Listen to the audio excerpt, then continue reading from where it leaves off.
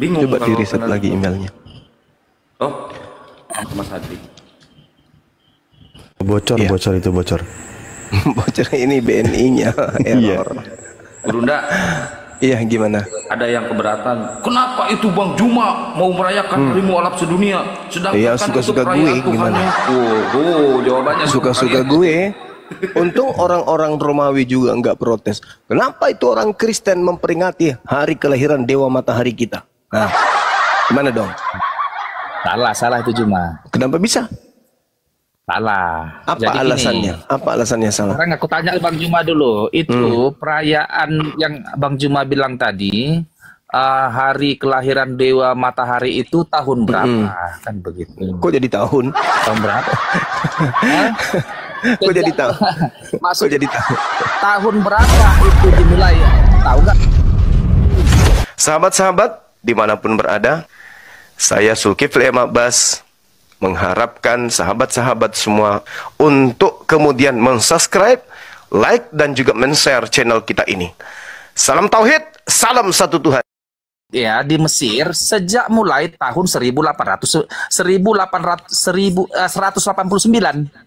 Tahun 189 itu sudah dirayakan, dan itu tadi pada 25 Desember ya, di 25 Aurelian itu Kaisar Romawi itu dirayakannya Dewa Matahari itu, mereka merayakan dewa pagan itu, menyamakan ke 25 Desember itu tahun 274 Masehi. Jadi batal kalau Bang Juma mengatakan bahwa orang Kristen meniru daripada pagan Romawi. Kenapa? Karena pada tahun 189 pun ya, dokumennya itu sudah membuktikan bahwa ini sudah dirayakan 189. Sementara awal mula perayaan pagan Romawi itu 274 Masehi. Kan tidak sinkron. Ya, Yesus sendiri lahir tanggal berapa? Yesus sendiri lahir menurut Bapak Gereja dan perhitungan daripada kalender Masehinya ini, kalender Ibrani itu, pada tanggal dianggap Bapak Gereja itu 25 Desember. Dari mana datanya? Oh, datanya tentu dari perhitungan daripada yang ada di Alkitab. Ya, coba tunjukkan. Jadi kenapa, kan ada semua datanya di Alkitab Bang Juma ini. Ya, silakan. Lukas 1 ayat 26. Hah? Jadi gini. Pada bulan Juni. Bukan. Bulan 6 itu. Pada bulan Juni ditambah 9 bulan, artinya 15 bulan, jatuh pada bulan Maret. Jadi dengar, Lukas 1 ayat 5 dan seterusnya, pemberitahuan tentang kelahiran Yohanes Pembaptis ini sebagai kerangka acuan dasar daripada naiknya lagi pemberitahuan Gabriel kepada Maria dalam bulan yang ke-6. Jadi begitu dia. Jadi sesuai dengan ini Lukas 1 ini, karena di sini ada juga kalendernya, artinya bukanlah semacam tebak-tebak buah manggis. Di Lukas 1 ayat 5 dan seterusnya ini, coba lihat ini ya, pada ayat yang ke-10, ini dia Lukas 1 ayat yang 10. Nah, sementara itu seluruh umat Israel berkumpul di luar dan sembahyang. Ya, waktu itu adalah waktu pembakaran ukupan, berarti ada upacara di sini. Jadi upacara pembakaran ukupan ini sesuai dengan data, dia ini adalah upacara pendamaian yang dilaksanakan sekali setahun. Pada saat itu, bapaknya si Yohanes Pembaptis ini, yaitu si Zakaria, masuk sebagai imam besar yang sangat sakral, yang mana hanya dilakukan sekali setahun. Ini sebagai kerangka keberangkatan bulan. Ini adalah pesta Yom Kippur sesuai dengan pesta Yahudi. Salah. Bukan Yom Kippur, Yom Kifur. Yom Kippur. Aduh. Bang Andi izin. Bang Andi WA-in dong nomor rekening MMCI. Dia peranakan India soalnya, Bang. Oh, Nah, Yom Yom Kippur. Kippur. Nah, sekarang kalaupun salah pun situ dia, jangan kau bentar, salahkan. Pak Handi. Tolong Kau WA-in baca, gambar kau rekening hafal MNPI dikit saya. apa? Siapa nih si Kang Handi nih ya? Kalian ini kan gaya hafal gaya kalian. Kalau udah pinter hafal udah hebat kali macam di atas langit. Nah, lanjut lagi kita ya. Artinya cuma gini Juma, kalau kau ngeplekok-plekokin Juma, nggak usah kayak gini apanya. Jadi, coba kau terangkanlah Juma. Ketawa-ketawa aja kau. Ada lucu ini, lucu. Yesusnya lahir tanggal berapa? Tanggal 25 Desember, Bos. Di Yom Kippur. Di mana tertulis? Di Yom Kippur, Di Yom Yom Kippur, Kippur. aku terangkan lagi. Yom Enggak, Kippur. gini. Sekarang Yom Kippur. Lanjut lagi kita ya. Ini aku juga cari data juga artinya. Si Khalid ini lucu belum tadi.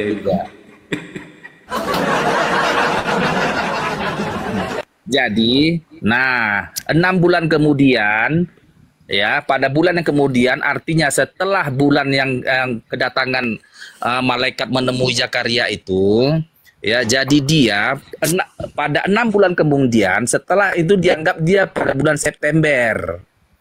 6 bulan setelah September, dia bulan Maret, ya. Pada bulan Maret, malaikat Gabriel menemui Maria pada bulan Maret. Nah, dianggap setelah bulan Maret, 9 bulan mengandung setelah bulan Maret, itu Maria mengandung pada bulan Maret. Karena pada bulan ke-6 itu setelah Yom Kippur itu, 6 bulan setelah bulan Maret, itu dia bulan 12 atau bulan Desember. Jadi, kenapa kalian batalkan bulan Desember?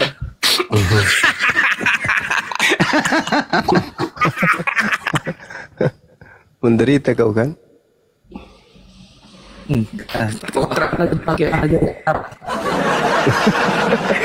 Ini bos. Si Khalid ini. Sekarang gini, kalian paksakan Muter-muter harus berbusa, nggak ada mengikuti endingnya. Dewa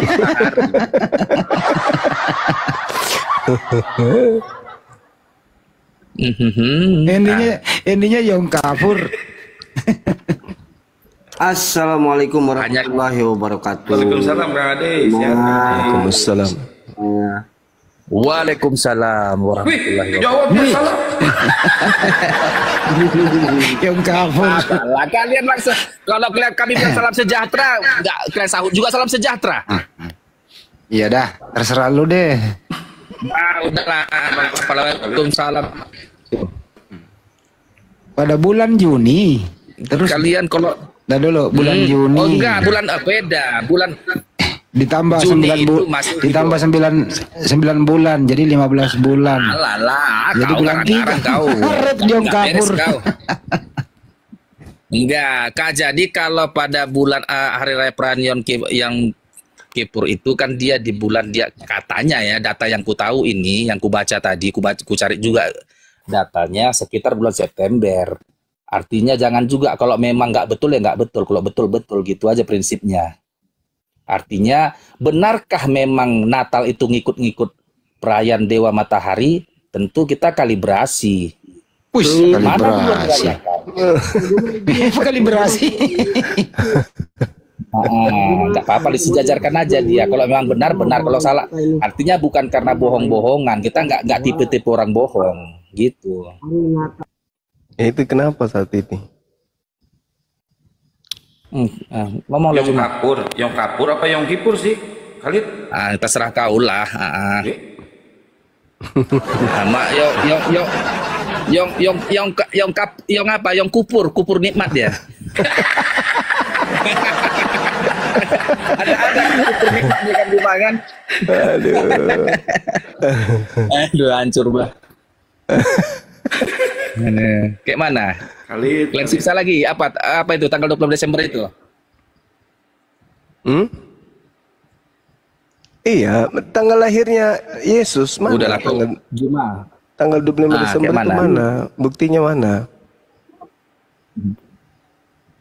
Mana bang? Ini Dewa Matahari ini.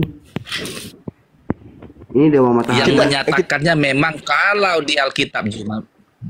Kalau real, kalau tanggal 25 realnya itu memang nggak tertulis di Alkitab. Tetapi di dokumen kitab Koptik ada nih dia, Koptik Didaskalia Apostolum Ini dia sekitar tahun 189. Ini dinyatakan. Nah, ini dia dikatakan ini aku baca-baca tadi. Sudah ada dia tahun 189.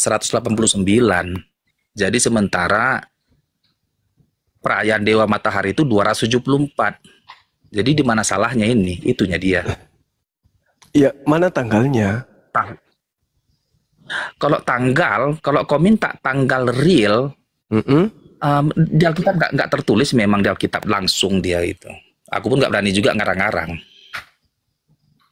Tetapi duluan itu dirayakan oleh Gereja Koptik tahun 189 pun sudah dirayakan Juma.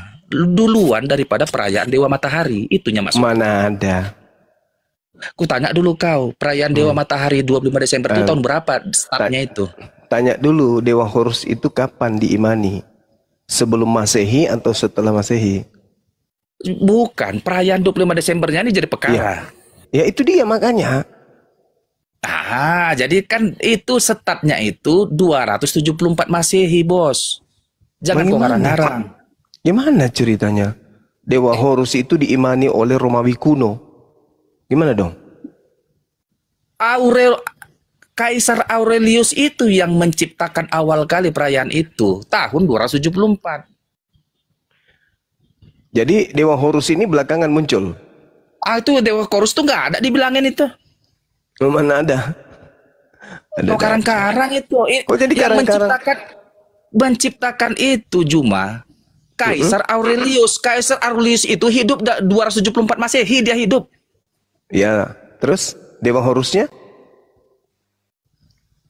Jadi kalau Dewa Horus nggak tahu menau, perayaan itu dimulai 274 Masehi, itu maksudku. Betul. Gitu. Jadi aku pun kalau memang nggak benar ini, perhitungannya tidak benar dan datanya tidak ada, maka benar kalian. Tapi kalau Jadi memang datanya ada, Yom Kippur itu tanggal berapa, Khalid? ya apa? Yom Kippur itu tanggal berapa? Ya nggak tahu lah, kopar kapir lah jadinya itu. Tanya lah yang sering kapir. Alah tahe. Memang kalian ini banyak kali kalian klaim ini. Allahu Akbar, Masya Allah. Masya Allah. Iya, Dewa Matahari kutanya. Sorry, Dewa Yesusmu itu, Dewa Yesus itu kapan lahir? Sorry bos, Yesus itu Tuhan bos. Yang kau bilang dewa. Mana ada tertulis Tuhan Yesus? Nah ini Dewa Matahari. Ini Dewa Matahari nih. Ini sebelum Masehi ini. Mana Dewa Matahari? Ini. Nanti Al-Alat, Al-Uzza, itu dewa bulan. Udah mulai Kang Juma. Udah mulai ini nih sebelum Masehi. Saya buktikan ini sebelum Masehi ya. Nah ini nih. Ini Nah, coba ada di mana sih itu Megaloman dibuat 25 Desember sebelum Masehi dirayakan sebelum Megaloman. Masehi ini. Jangan pandai-pandian kau. Emang ini menurutmu Mana bos? Ini kuil-kuil yang menjadi gereja. Ya, kuilnya bisalah. Mana tertulis 25 Desembernya? Iya, ini udah kita cocokkan ke kalender Mesir, boleh Ini juga. udah jadi gereja ini. Ini udah jadi gereja. Berarti duluan gereja. Tahun berapa itu, Bace? Tahun berapa itu? Ini sebelum ada Kristen ini. Mana? Itu kan gambar yang kau tunjukkan macam orang pauk kau. Itu kan gambar aja itu. Mana data tanggal atau kalender? Simbol Iya, astronomis yang indah pada bagian sekarang gini, kau megaloman di mana kita sinkronkan kalender Mesir, kalender Ibrani dengan kalender apa? Ini di katedral. Kalender sekarang modern. Aduh, kamu ini nih, Paskah Aduh, nih. kamu ini Nih, satu koma ini kau macam orang pauk. Kemana? Kok kita kalibrasi? Bisa diam dulu nggak? Bisa diam dulu nggak? Jangan Saya mau- serius, lanjut, Pak Ade. lanjut, Sama si Yom Kippur ini jangan serius. Bisa diam dulu nggak? Bisa diam dulu nggak? Saya mau Lanjut, baca. iya diam pun aku. Paskah dirayakan hari Minggu pertama mengikuti bulan purnama yang jatuh atau mengikuti equinox musim semi. Atau bahwa Buku siapa hari itu? Natal Tapi sebelumnya adalah- terbitan siapa Sebentar penulisnya? dulu, jangan dipotong dulu. Hari Ya. Natal adalah hari pertama titik balik Penulisnya matahari pada dulu, waktu itu ketika matahari teruji nggak terbit. penulisnya itu? Terpercaya nggak? Siapa pengarangnya? Ya Allah, ini pengarangnya nih, Siapa? Jonathan Black. Jonathan Black. Kita kayak macam nggak beres itu kitabnya, simbol-simbol iblis Black itu. Lanjut. Berarti ini simbol-simbol ini ada di gereja loh. Ini di gereja loh. Teruskan. Berarti ini simbol iblis. Ini simbol iblis. Teruskanlah, kau banyak kali Saya cerita. tanya berarti ini simbol iblis. Kita kalibrasi nanti, tenanglah kau. Enggak, saya tanya berarti kamu ngakui ini simbol iblis. Ini ada di gereja loh. Lanjutlah dulu biar kita kalibrasi. Kita sekarang menentukan Kamu 25 Desember dulu, ini ya sekarang. Kamu jawab dulu. Ini simbol-simbol iblis. Lanjutlah dulu dibilang banyak Tadi kali pertanyaan. ini yang di atas dengar, yang di bawah dengar. Dia ngomong tentang simbol iblis. Kamu akuin nggak ini simbol iblis? Akuin dulu. Nggak jelas, ada kala jengking situ. Iya, ini kan simbol iblis, betul? Nggak tahu lah, nggak jelas pula gambarnya. Wah, kamu mengakui tadi itu simbol-simbol iblis kan? Tapi ada kayaknya, nggak semua itu simbol kreasi. Simbol apa tuh? Nggak ngerti aku, macam-macam simbol apa semua itu. Nggak ngerti aku simbol-simbol apa itu. Nah, ini ada, ini nih, simbol-simbol astronomis yang indah pada bagian astronominya berarti kepala kambing ada ya, nggak simbol-simbol kekristenan Iya, itu. Ini kan simbol-simbol iblis, betul? Nah, teruskanlah biar kita kalibrasi Iya, apanya. ini ada di bagian luar Megaloman. katedral. Nah, coba. Dengerin dulu. Katedral itu apa? Katedral itu apa? Katedral itu tempat macam orang Katoliknya itu tempat ibadahnya. Berarti itu simbol iblis. Nah, lanjutkanlah Kak. Sekarang konfirmasi Saya dan tanya 25 dulu, Desember berarti simbol itu. iblis. Kau banyak kali pertanyaanmu. Sekarang Oke, aku mau saya tanya buktikan ini, 25 nih. Desember itu pagan. Nih, Cobalah. Saya tanya, ini. Dan Ini, datanya ini. di bawah tahun 189. Ini menurutmu ini Yesus bukan? Karena ini familiar di jangan gereja tunjukkan ini. sama aku gambar-gambar Megaloman. Kalibrasi tanggal Ini, itu bahwa ini di lukisan, bawah lukisan, ini lukisan. 189 Ini telah lukisan yang ada di gereja-gereja. 25 Ini Desember lukisan. itu maksudku. Jangan Ini tunjukkan aku lukisan- gambar-gambar. Nih. Ini lukisan-lukisan yang ada di gereja ini. Memang tolonglah. Ya kan? Ini Buktikan dulu digambarkan dengan Yesus. Nah, setelah saya baca gambar-gambar Lukisan mirip gambar Apollo. orang Kristennya itu. Lukisan Apollo dari sebuah ukiran Romawi dalam dunia kuno dewa matahari. Ya, dewa matahari. Dewa matahari. Oke. Nah, dewa matahari ini ditransfer ke gereja Kristen. Ini ada di gereja ini. Iya. Gambar-gambar Masuk itu. gininya Megaloman. Termasuk ini. Tadi kamu mengakui bahwa ini ada di Katolik. Tunjukkanlah Katedral. bahwa perayaan 25 Desember itu telah ada Lanjut, di Kang bawah Juma. tahun 189. Biar Sampai batal ini. data ini.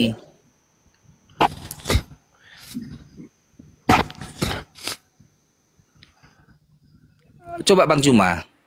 Ya, tapi lu jangan ngeyel kali. Gimana? Enggak, artinya tunjukkan sebuah data bahwa perayaan Lu 25 dengerin Desember dulu, itu nanti dijelasin sama Bang Juma. Lu dengerin dulu. Kalau lu ngoceh terus, gua hektar lu punya lidah. Ya, diam dulu lu. Diam. coba lah. Biar jangan ngada-ngada kita, biar jangan ngarang-ngarang. Kalau ngarang-ngarang macam orang goblok. Diam, udah diam. Diam kata ya udah bodoh pun kalau dia tunjukkan aja lah. macam bicara sama orang tahu awak. Gampang batalkan dataku ini. Ya, jadi gini. Sampai di mana kita tadi? Buktikanlah data bahwa ada perayaan 25 Desember pagan Yunani Aurelian itu di bawah tahun 189. Ya, jadi kalau saya nyingkapinya sederhana, Bang. Terkait dengan Dewa Horus yang dipuja kemudian oleh orang-orang Mesir kuno.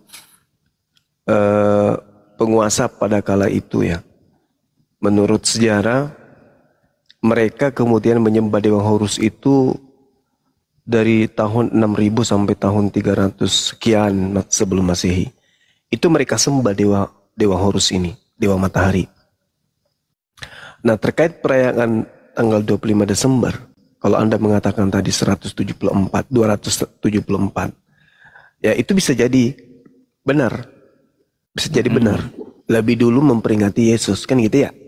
Betul. Nah, sekarang permasalahannya adalah ketika kemudian Yesus dikatakan dirayakan pada tanggal 25 Desember, lalu kemudian belakangan muncul perayaan 25 Desember terhadap Dewa Horus.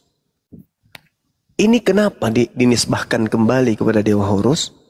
Karena Dewa Horusnya itu lebih dulu. Lebih dulu itu kemudian ada pada abad ke-6 sebelum Masehi daripada Yesus. Nah, ini yang saya tahu. Nah, kebetulan ada pakarnya di sini.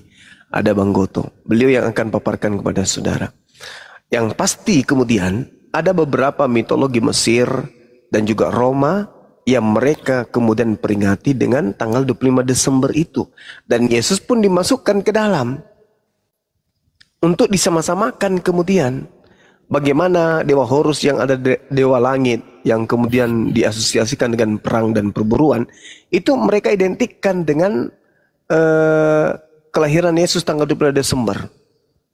Seperti itu adanya. Jadi 25 Desember itu identik dengan agama pagan, dewa-dewa, penyembahan kepada Dewa Horus, Osiris dan seterusnya. Seperti itu, Bang. Nanti kita tunggu Bang Goto jelaskan. Silakan. Aku Bang ya, sedikit aja Bang. Nah, terima kasih Bang Juma. Abang sudah konfirmasi tadi bahwa benar di 274 Masehi itu adalah awal sekali diperingatinya 25 Desember bagi Dewa Horus. Oke lah. Dan Abang juga sudah konfirmasi tadi bahwa sebelum 274 di tahun 189 ini Keuskupan Roma pun sudah memperingati Natal di 189 Masehi, bahwasanya duluan diperingati 25 Desember sebagai Natal daripada 25 Desember perayaan Dewa Horus. Bukanlah Kristen yang mencocokologi ke Dewa Horus, tetapi si Dewa Horus ini ya mencocokologi ke Natal itu. Kok Dewa Horus? Artinya begini Pak, entah si Romawi itunya mencocok-cocokkan dia ke 25 Desember. Siapa yang duluan? Kan itu perkaranya. Kalau memang duluan si Aurelian ini melaksanakan 25 Desember, maka Kristenlah yang mencocok-cocokkan ke Dewa Aurelian ini, ke Dewa Romawi itu. Tetapi faktanya duluannya diperingati Natal pada tahun 189 itu oleh Gereja Koptik itu Mesir. Kenapa kalian bilang jadi Kristen mencocokkan ke dewa Romawi? Kalian kan jadi berbohong.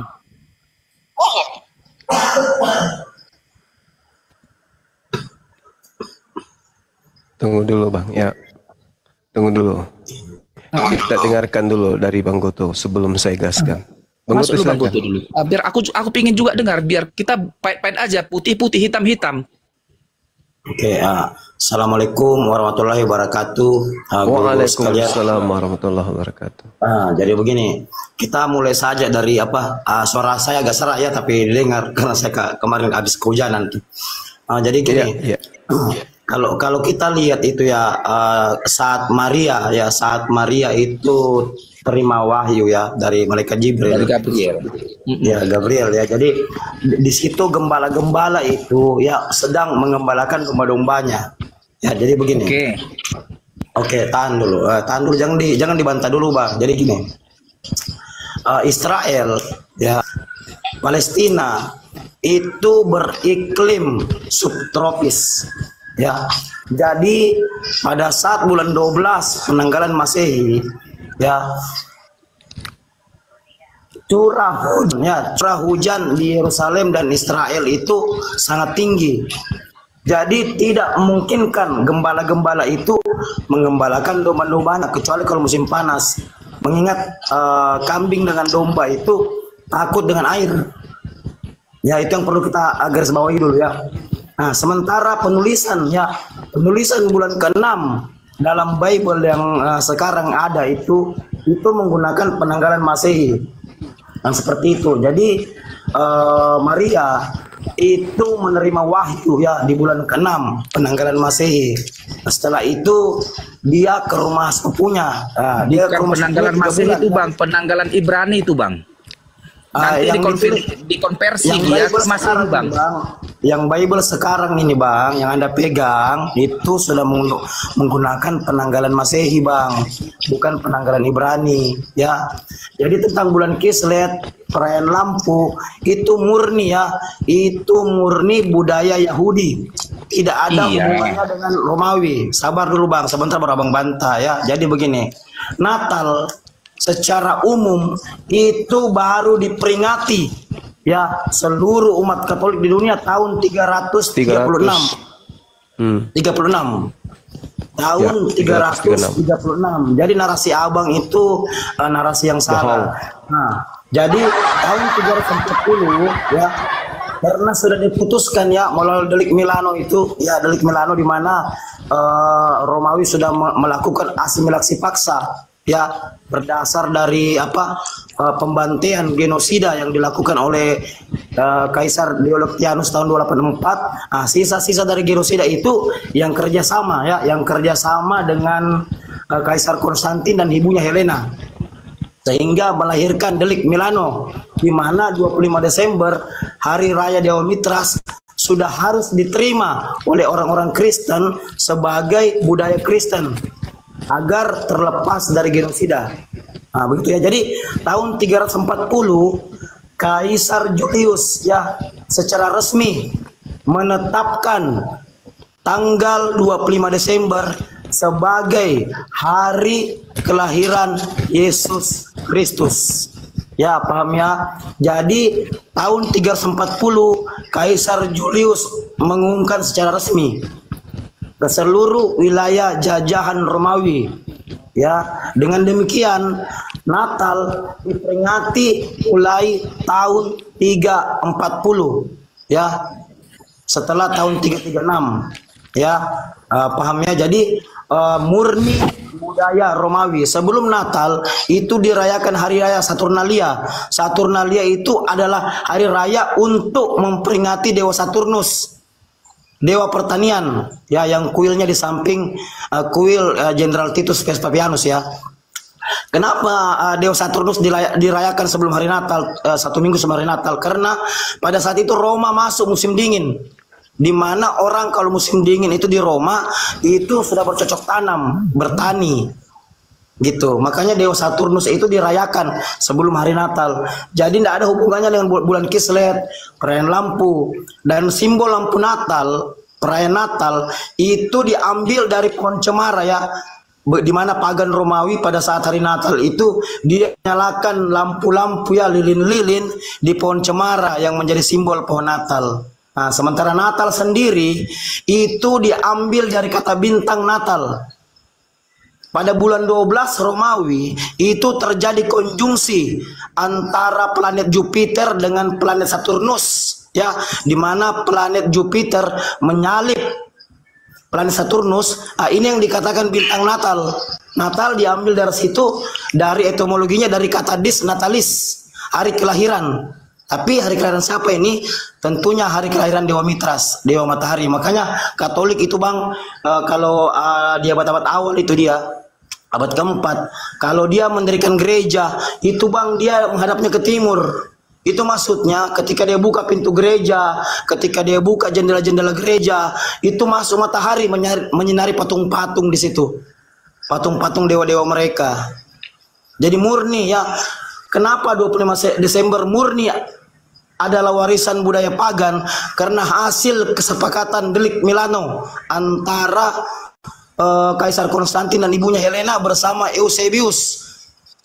Eusebius ini adalah uskup di Kaisarea. Kaisarea itu adalah kota pertengahan di antara Tel Aviv dan Halfa. Jadi Eusebius berhasil dibayar ya, kalau abang baca sejarahnya ya. Eusebius profesor perjanjian baru. Orang inilah yang telah menulis perjanjian baru pertama kali, perjanjian baru Kristen yang kita kenal dengan nama Codex Vaticanus. Lalu diteruskan lagi oleh Hieronymus Jerome ya, Santo Jerome tahun 382 ya, yang kita kenal dengan nama Teks Vulgata. 2 tahun sebelumnya Paus Damasus I dengan Kaisar Theodosius meresmikan secara resmi bahwa agama Kristen Katolik adalah agama yang resmi di Romawi. Nah, ya, jadi itu sedikit sejarah dari saya. Ya, soal saya serah-serah gini ya, lanjut, Gunda, lanjut.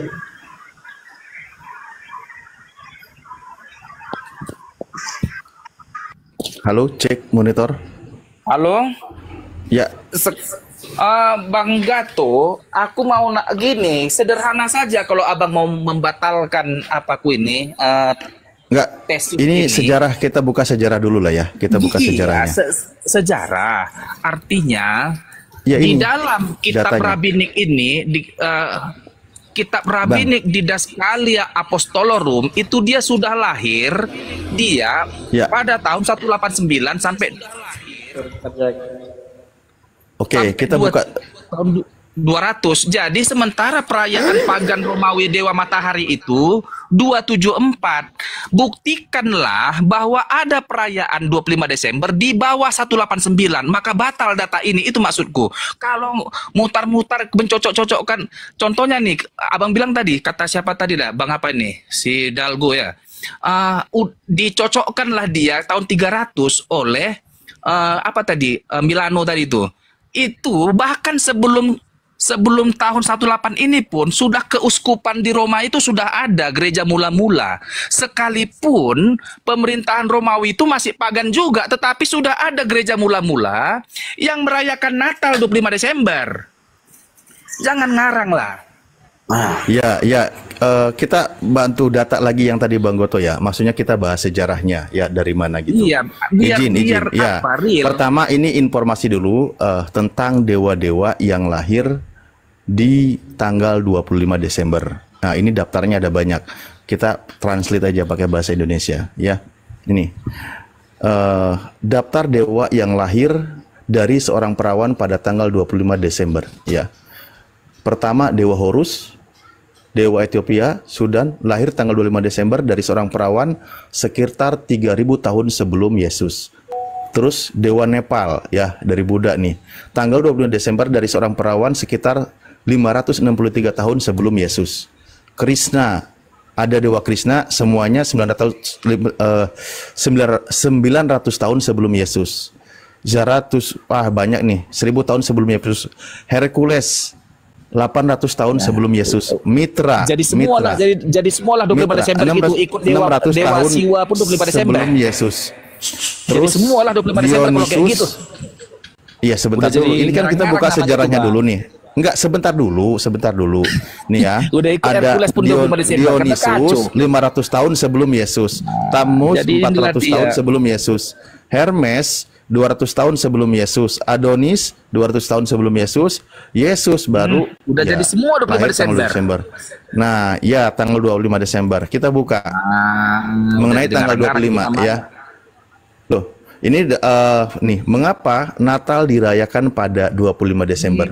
Kalau tidak ada bukti bahwa Yesus Kristus lahir pada tanggal 25 Desember, mengapa Natal dirayakan pada tanggal 25 tersebut? Pada tanggal Ensiklopedia Britannica mengatakan bahwa para bapak gereja kemungkinan memilih tanggal itu agar bertepatan dengan perayaan Kapir Romawi yang memperingati hari lahir matahari yang tak tertaklukkan. Ya, ini Dewa Matahari pada titik balik matahari di musim dingin.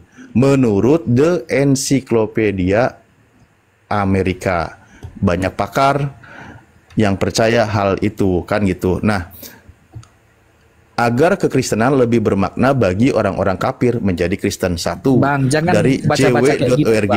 Buktikan saja, Bang. Ya, ini sejarahnya lagi, satu lagi di internet. Lah, ini yang punya websitenya ini Kristen bukan Muslim, Bang. Ini agak aplikasi diceritakan sebentar dulu. Bang, harus Abang ini sejarahnya memperingati hari ini, Bang. Jangan mutar-mutar. Ya, dijelaskan nih, di sini dijelaskan nih, dijelaskan juga di sini ya. Di sini dijelaskan bahwa tentang bagaimana Kaisar Konstantin juga yang memperingati hari Dewa Matahari di sini. Nah, kita bisa melihat nih ya. Di sini juga dibahas. Ini punya Kristen juga. Kita bisa melihat bahwa kejadian ini tidak ada hubungannya dengan kebenaran Alkitab. Karena sebagai seorang kaisar penyembah matahari, Konstantinlah yang juga untuk pertama kali memaksakan hukum hari Minggu 4 tahun sebelumnya. Konstantin sangat berperan penting dalam membawa dua tradisi penyembahan berhala ini ke dalam gereja. Semuanya terjadi lebih dari 300 tahun setelah Yesus disalib. Jadi perayaannya dibuat ini 300 tahun setelah Yesus disalib, perayaan tanggal 25 Desember dan perayaan hari Minggu, yaitu tentang Dewa Matahari. Ini dibahas, dimuat. Ini yang punya website Kristen. Sama sumbernya dari Ensiklopedia Britannica dan tulisan sejarah. Nah, ada juga gereja nih, ini gereja satu lagi ya. Nih, Gereja Kristen Indonesia dari Kelapa Cengkir di daerah Jakarta. Nih, ini satu lagi. Bagi umat Kristen, Hari Raya Natal yang jatuh pada tanggal 25 Desember adalah hari besar yang diperingati sebagai perayaan hari kelahiran Yesus Kristus ke dunia dan seterusnya. Peringatan ini menjadi penting karena sebagai orang percaya kita harus meyakini bahwa Yesus sebagai Tuhan dan seterusnya juru selamat. Ini untuk Kristen ya, bukan untuk saya. Nah, kita di sini, kapan persisnya Yesus dilahirkan? Yaitu tanggal dan bulannya tidak ada yang tahu pasti. Perayaan Natal umumnya dipahami sebagai upaya mengkristenkan atau mengambil alih budaya non-Kristen alias dari kalangan pagan, yaitu festival Romawi. Tradisi yang diadopsi adalah hari perayaan pagan yang melakukan penyembahan pada dewa yang populer pada masa itu. Tanggal 25 Desember adalah hari kelahiran dua dewa, yaitu Dewa Matahari bagi bangsa Roma yang dikenal sebagai perayaan. Tunjukkan data. Lah, ini data. Pertama, Itu data Bang, gini, Bang. Ini data kalian yang tadi punya bilang Kristen. sama aku, Bang, gini Bang, kalian ini Kristen ini mengikuti ulang tahun Dewa Matahari, kan itunya awal mula kita berdebat berdiskusi ini. Lah iya, dicocokkan kelahiran Yesus itu. Dengar kelahiran dulu, Bang. Yesus itu dibuat tanggal 25 Desember. Pengaruh Yang siapa? Kaisar Konstantin, di mana dia itu Kaisar. adalah penyembah berhala pada masanya yang berkuasa. Aurelian ini merayakan awal mula kali Ya udah, perayaan Dewa yang penting ini Matahari datanya itu. ya. Ini datanya Iya, sudah data dibacakan, itu, tapi monggo. kita ada data real. Aurelian merayakan pertama kali perayaan 25 Desember untuk Dewa Matahari itu. Host besarkan, coba tunjukkan ini datanya seperti gini nih, seperti ini open cam gitu loh, seperti Kang Alip. Coba besarkan si keluarga itu. Yang si keluarga itu coba ini nih, udah jelas nih. Keluarga, Ini data yang Kang Alip bawa ini udah jelas. Ini ada di dalam piramid. Sekarang ini ada di dalam sphinx. Bang Juma tanya Ini dulu Bang Juma, betul nggak itu Aurelian itu merayakan pertama kali 25 Desember Dewa Matahari tahun 274? Pertama kali 25 Desember Dewa Matahari tahun 274.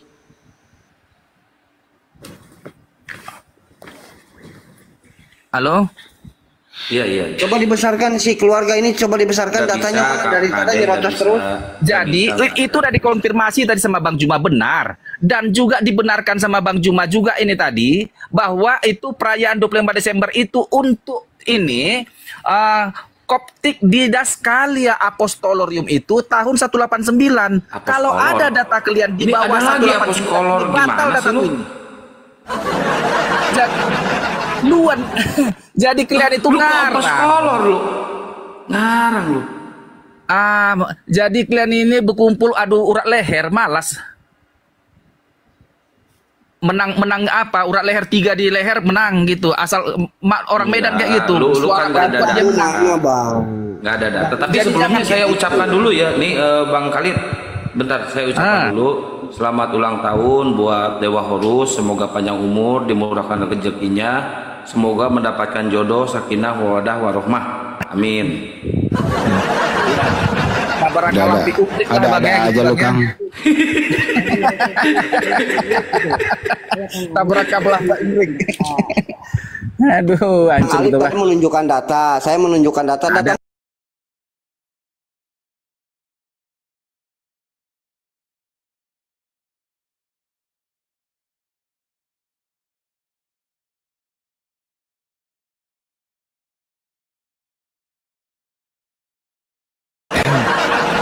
Kalian ngarang-ngarang aja. Ya, silakan dulu enggak? Suara saya kedengaran ya? Iya, ada. Coba ini. Natal pertama kali itu diadakan tahun berapa?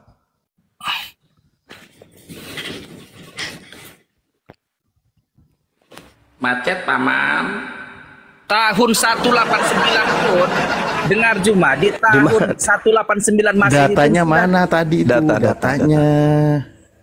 Ya. Sementara sejarahnya itu tahun 300-an. Gimana? Bukan. Coba kau buka di Didaskalia Apostolorum, baca bukunya. Buku apa itu? Buka buku rabbinik Yahudi. Kau buka lah, masa nyuruh orang buka gimana sih? Jadi tadi kau benarkan di 189 luan dirayakan apa? Enggak, 24 yang saya Desember benarkan itu yang Horus 274. 274 ya. 274. Natal pertama 336. Duluan mana? Tadi kawanmu bilang 336, kau benarkan 234. Kau benar. Nah, jadi ini di Daskalia ini dia abad 200 pun udah ada ini, 189 pun udah ada. Natal pertama kali di abad keempat. Horus 274. Duluan mana? Kok dari mana kau tahu di abad keempat? Lah, 336. Masehi itu pertama kali diadakan Natal. Di buku di Daskalia ini pun sudah ada Natal itu. Gimana ceritanya ini? Keuskupan Romawi pun sudah merayakan Natal pada tahun segitu.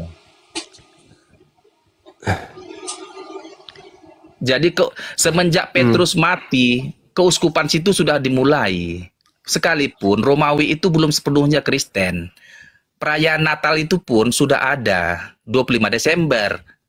Mana ada ngarang cerita ente? Ngarang cerita. Ngarang cerita ente itu. Kitab itu pun duluan, kitab apa itu? Apostolorum itu dimulai daripada pagan Romawimu itu. Ada aja.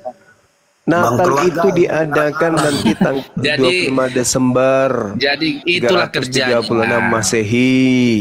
Kerja itu kalian pertama kali. Nah, jadi saat Itu orang pertama mungkin kali. orang data, Kemudian Natal diadakan. Ayo. Penyembahan terhadap Yesus dan penyembahan terhadap Dewa Horus itu duluan mana? Dewa Horus itu sudah disembah pada abad ke-6 sebelum Masehi. Enggak, jauh malah, jauh sekali. Jauh sekali. Mana dong? Udah kabur Kanda, udah kabur. Kemana dia? Karena ini udah malam ini. Saya izin turun Kanda ya semuanya ya. Salam sehat semuanya, mohon maaf ya. Ya Bang. Salah kata saya. Saya izin turun semuanya. Assalamualaikum warahmatullahi wabarakatuh. Waalaikumsalam warahmatullahi wabarakatuh.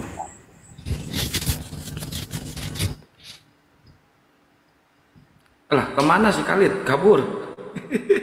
Nggak kuat dia. Iya.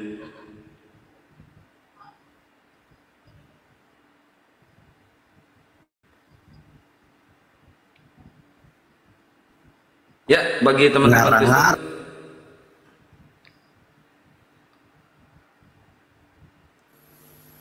Silakan naik bagi teman-teman Kristen, silakan. Kita diskusi santai lagi. Ini temanya Yesus adalah duta Allah.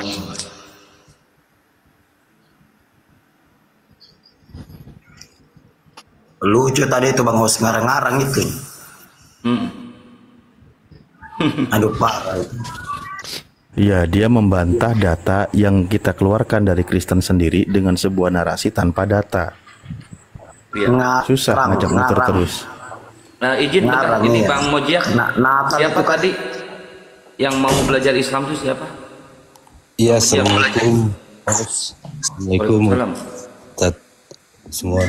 Iya, gini Bang Hos, kebetulan ada teman saya dari sama daerah di Maluku Utara. Kebetulan dia sekarang lagi di Jakarta. Tadi dia telepon ke saya, rencananya dia mau masuk Islam, mau syahadat, tapi dia rencana mau pulang dulu ke daerah. Tapi saya sampaikan seperti apa yang Ustadz sering bilang bahwa jangan menunda, kan.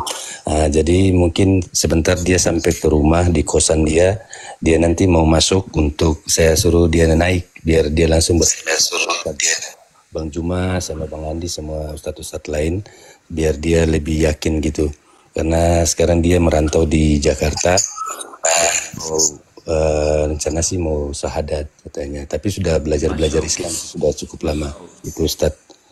Tapi karena saya juga masih belajar dunia apologi, jadi belum terlalu berani untuk membimbing sendiri. Makanya nanti saya minta dia untuk naik. Tapi dia masih di jalan, mungkin 5 menit lagi Ustadz. Baik, bisa ditelepon dulu nggak biar dipastiin naik ke Komal ini atau di-share sama Bang Ojia? Sudah saya sudah share linknya. Sudah share linknya, nanti mungkin dia udah nyampe di kosan, dia langsung masuk dan nanti saya kasih tahu sama Bang Host mana akunnya. Saya sudah minta permintaan untuk naik, biar dia sendiri aja yang ngomong sama Bang Juma, sama Bang Andi dan teman-teman saudara-saudara yang lain. Itu mungkin itu saja yang saya sampaikan, nanti saya turun dulu. Itu biar saya monitor dia. Ya, Bang Host. Hari mualaf sedunia jadi.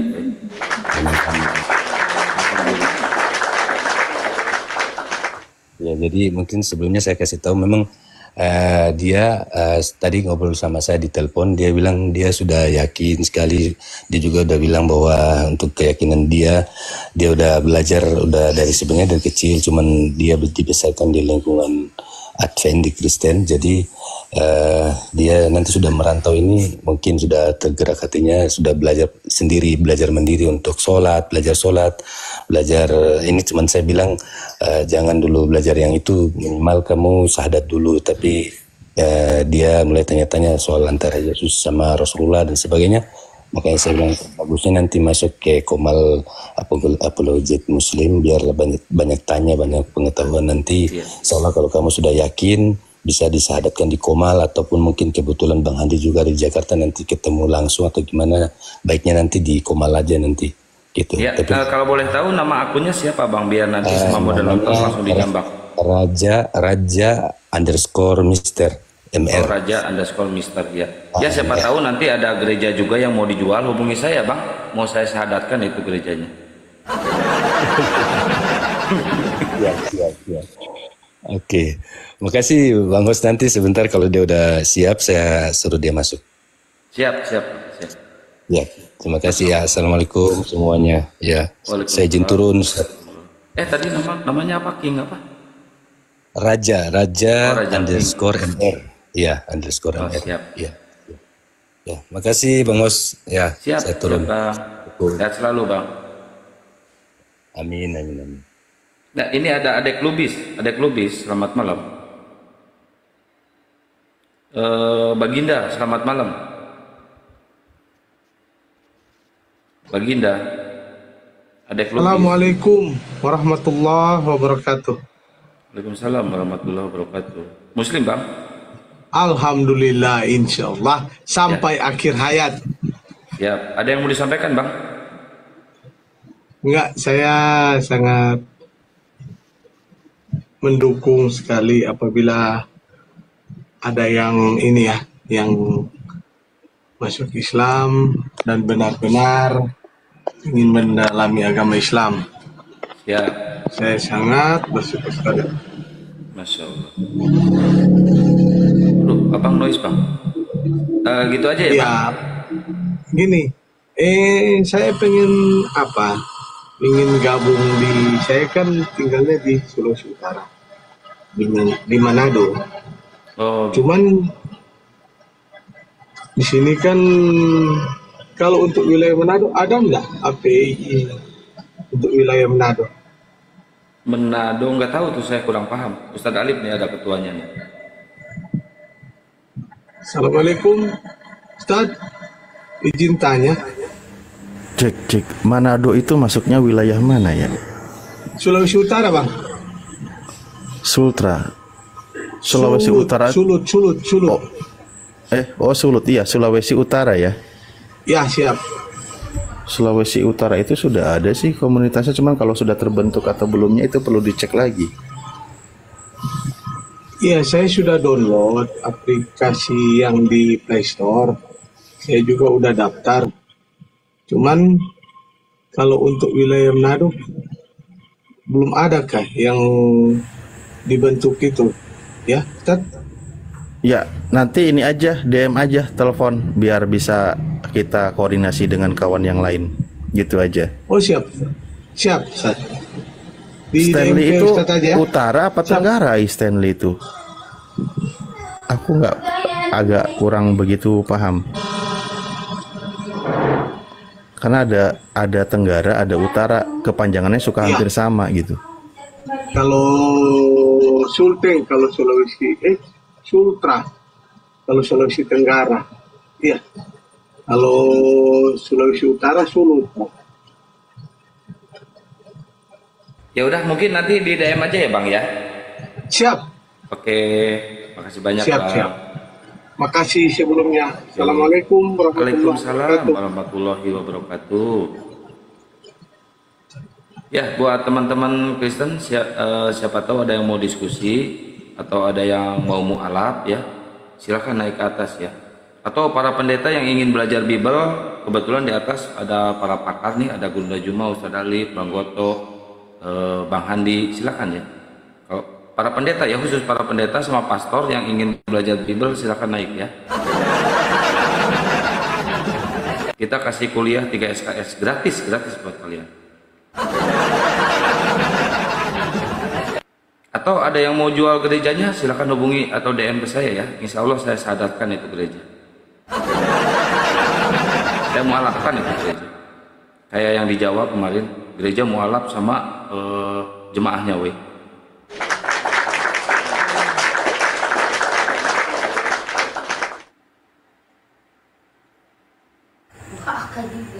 Ya, terima kasih yang sudah ngasih infonya untuk Sulawesi Tenggara ya. Beda berarti. Oke, lanjut host. Lanjut Ustaz Ali. Saya nunggu informasi yang ngejual gereja ini. Pada bangkrut soalnya nih. Mau Natal pada bangkrut gereja we.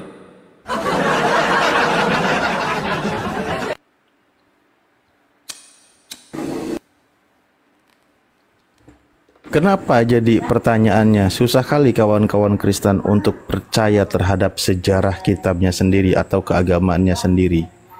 Ketika tadi yang memuat kisah sejarah 25 Desember pun Kristen sendiri banyak yang membahas kalau itu mengadopsi dari sejarah kaum pagan, penyembah para dewa yang ada mulai diresmikan abad ketiga ya, di zaman Kaisar Konstantin. Tapi kenapa mereka pada menolak?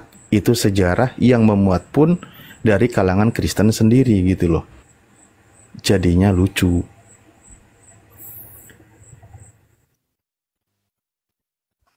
Tadi juga saya 89 Suaranya ini Bang Goto. Yohanes. Iya, Bang Goto sinyalnya. Enggak. Iya, gangguan signal saya kayak. Iya, betul. Jadi murid Yohanes saja ya, Ignatius dengan Polikarpus yang mati di eksekusi oleh Roma, itu tidak pernah memerintahkan perayaan hari Natal. Jadi Natal ini murni ya, Natal ini murni hasil kesepakatan delik Milano. Ya, perampasan budaya, perpindahan budaya, aksa budaya dari itu tahun 24. Ya, jadi sebelumnya ini sudah sering dirayakan perayaan 25 Desember itu hari raya Dewa Miras, sudah sering sekali ya, tiap tahun mereka rayakan. Gitu. Jadi dia bertepatan memang tahun ke-36 itu bertepatan dengan hari raya Saturnalia. Itu. Makanya Natal pada situ. Kalau disambungkan dengan bulan Kislev, kita ada hubungannya budaya Yahudi dengan budaya Romawi. Tadi saya sudah jelaskan bahwa iklim itu bulan 12 itu cocoknya cukup tinggi. Jadi tidak mungkin Yesus lahir di bulan Desember penanggalan Masehi.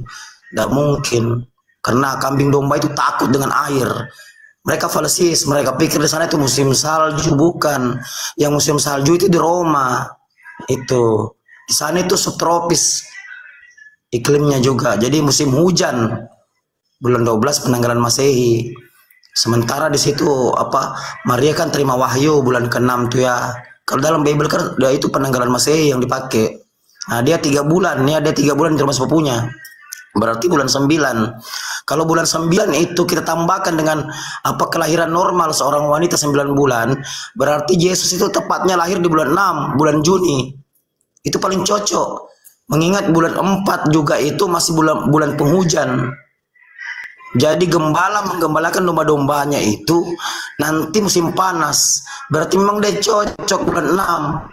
Karena Maria itu setelah terima wahyu, dia 3 bulan dulu di rumah sepupunya baru hamil. Dan begitu keterangannya dalam Bible itu. Jadi cocok dia kalau dikatakan, makanya banyak ahli-ahli itu yang merayakan juga apa teolog-teolog Kristen yang meyakini ya, bahkan ada yang merayakan di Juni itu. Begitu mungkin host. Jadi murni budaya pagan ya. Kalau abang baca kisahnya Diocletianus itu, ya itu salah satu sejarah kelam ya, sejarah kelam Kristen di mana terjadi genosida besar-besaran. Ya kalau tahun 66 sampai 73 pemberontakan Israel ke ke Romawi tahun 1517 Kitos, ya terus tahun 135 155 Simon Bar Kokhba, itu tidak seberapa dibanding kekejaman tahun 284. Ya, 3 pemberontakan sebelumnya itu tidak seberapa genosida Kristen. Ya, separah-parahnya waktu Paulus dipenggal itu, lebih parah waktu Diocletianus. Terlalu banyak korban di situ, bahkan seluruh kitab-kitab suci Kristen itu diperintahkan untuk dibakar. Dan kalau ada ketahuan menyimpan, dibunuh oleh Mawi. Tidak boleh, kenapa? Karena Kristen menolak. Kristen tidak mau memasukkan budaya pagan ke budaya mereka. Itu mereka tidak mau menerima budaya pagan. Tapi seiring berjalannya waktu tahun 313 Eusebius CS ya, orang-orang Kristen yang sudah tidak tahan lagi dengan genosida ini berhasil kerjasama dengan Kaisar Konstantin dengan ibunya Helena. Itu makanya tahun 330 itu didirikan gereja namanya Gereja Kelahiran di Bethlehem tuh, di atas gua itu tempat Yesus lahir. Yesus itu lahir di dalam gua. Jadi didirikan oleh Konstantin atas perintah ibunya Helena tahun 330 itu. Nah, untuk memperingati itu tahun 336 dirayakanlah hari Natal. Nah, ini tahun 336 pertama kali Natal dirayakan di seluruh dunia. Tapi belum penyematan sebagai hari kelahiran Yesus, hanya penghormatan. Gereja Kelahiran sudah didirikan tahun 330. Nah begitu. Nanti tahun 340 Kaisar Julius pengganti Konstantin yang mensahkan 25 Desember karena sudah resmi ya, masa transisi sudah lewat, sudah resmi. Kaisar Julius menetapkan ya tahun 340 sebagai 25 Desember tahun 340 sebagai hari raya kelahiran Yesus. Nah, ini yang terus turun temurun mereka rayakan. Jadi memang murni budaya pagan, hasil delik Milano. Ya tidak ada rekayasa lain, tidak ada. Apalagi sampai bulan Kislev terlalu jauh itu budaya Yahudi, tidak campur dengan budaya Romawi. Nah begitu mungkin. Masya Allah, mantap. Kita sambil nunggu yang mau mualaf itu ya. Ini ada Mr. Dalu, Mr. Dalung, selamat malam. Mr. Dalung, Seladar, selamat malam. Seladar. Barongan, selamat malam Barongan. Barongan. Minta naik tapi nggak bersuara, turunin aja moderator.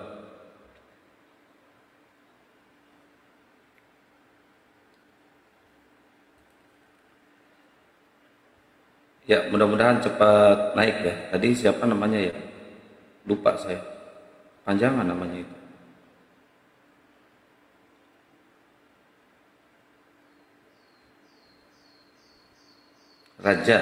Raja apa? Raja King ya? Oh, Raja Mister, tadi ada. Minta naik coba. Minta permintaan lagi naik, Raja Mister. Ada tadi Raja Mister. Raja Mister, minta permintaan naik lagi, Bang.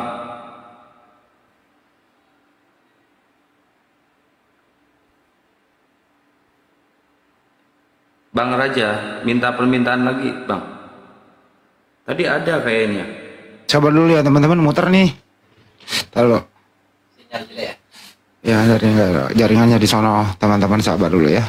Saya mencari oten dulu. Aduh. Kenapa Bang Andi? Oh, ada muter. Raja.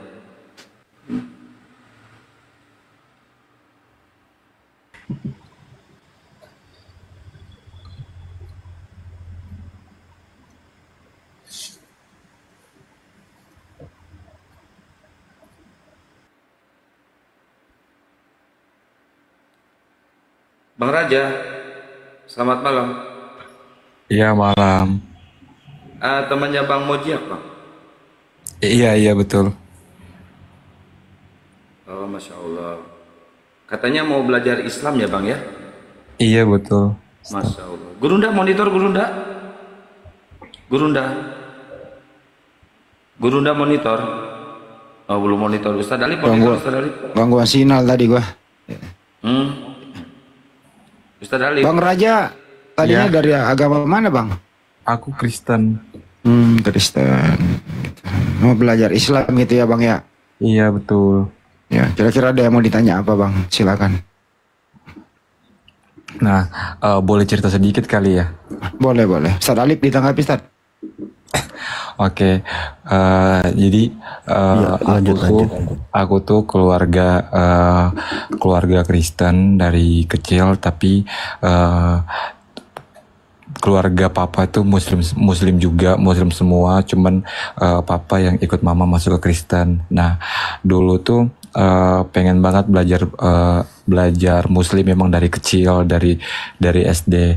Nah, kalau sekarang ditanya kenapa nih pengen masuk muslim atau pengen belajar tentang agama muslim, jawaban aku sih ya memang dari kecil aja kayak udah dapat panggilan gitu untuk belajar tentang agama muslim, karena dari pribadi sendiri pun aku nggak pernah mau dan nggak pernah setuju kalau aku mengikuti sesuatu, apalagi ini soal agama terus cuman karena ada faktor mungkin orang, pasangan ataupun keluarga ataupun pekerjaan apapun itu. Karena aku pikir dan aku percaya bahwa ketika aku bergantung sama objek itu, ketika aku kehilangan objek itu, aku dengan gampang bisa balik lagi ke agama aku yang sebelumnya.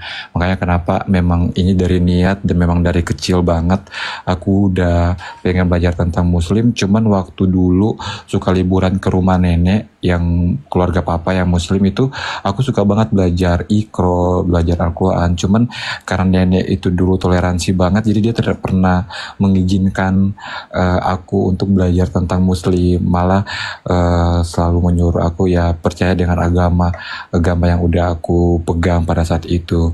Nah, padahal kalau misalnya pada saat aku kecil nenek tidak pernah membimbing ataupun nggak bimbing, aku juga nggak minta bimbingan karena memang masih kecil banget kan. Cuma at least aku bisa dikasih kesempatan atau dikasih kebebasan untuk belajar. Kayaknya aku udah lebih tahu lebih dalam lagi soal muslim. Cuman memang dari kecil nggak diperbolehkan dari nenek sendiri. Nah, seiring berjalannya waktu, aku kan udah dewasa, udah besar sampai saat ini, dan itu pun udah beda case lagi, udah beda cerita karena posisi yang sekarang aku tuh udah belajar tentang Kristen. Aku tumbuh di keluarga Kristen di mana aku tuh bukan cuman latar belakang Kristen atau nama keluarga besar Kristen, tapi aku belajar juga tentang pelajaran Kristen itu seperti apa. Makanya kenapa challenge di aku juga, aku pengen belajar lebih banyak lagi tentang agama muslim ataupun tentang Muhammad seperti itu. Karena kan dari kecil karena menurut aku yang menurut aku ya Ustadz ya, menurut aku itu Allah itu satu, Allah itu sama. Orang Kristen juga mungkin percaya Allah itu ada sebelum penciptaan langit dan bumi, dan dia menciptakan langit dan bumi, dan aku percaya itu. Cuman kan balik lagi, kepercayaan aku kepada Allah itu mengikuti dengan ajarannya Yesus, dan aku tidak pernah mengikuti dengan ajarannya Muhammad. Nah, pada saat ini aku pengen belajar lebih dalam lagi tentang ajarannya Muhammad. Tapi kalau bilang untuk percaya sama Allah, aku memang sudah percaya sama Allah dari kecil juga. Aku percaya sama Allah. Allah itu ada sebelum langit ini juga ada, karena dia yang menciptakan itu semua. Bang, izin bisa open cam, Bang? Open cam ya? Iya, open cam. Atau kalau belum pakai pakaian yang rapi dulu, Bang. Nanti open cam. Soalnya emang salah satu syarat di sini, kalau misalkan Abang mau login atau mau belajar Islam itu open cam, biar apa? Biar tidak terjadi framing di luar sana, Bang. Oke. Paham ya, Bang? Paham. Gurunda udah monitor, Gurunda? Atau Ustadz Alip udah monitor belum ini? Ya, aku monitor sambil nunggu Gurunda. Siap. Semoga Gurunda bisa monitor karena ini sangat kena kalau Gurunda yang menyampaikannya. Tapi mungkin Nanti sambil sambil nunggu. Tuh, Baik, terima kasih. Allah. Saya screenshot dulu buat thumbnail Bang Andi. Masya Allah. Sambil nunggu, kita akan menyampaikan beberapa garis besar tentang Rasulullah atau Nabi Muhammad SAW. Ya, berkaitan dengan beliau, pribadi beliau kan gitu. Beliau adalah seorang nabi, khotaman nabiyin, penutup para nabi, tidak ada lagi nabi setelah beliau. Lalu beliau itu menerima wahyu, diutus menjadi seorang rasul itu di usia 40 tahun. Kan gitu ya.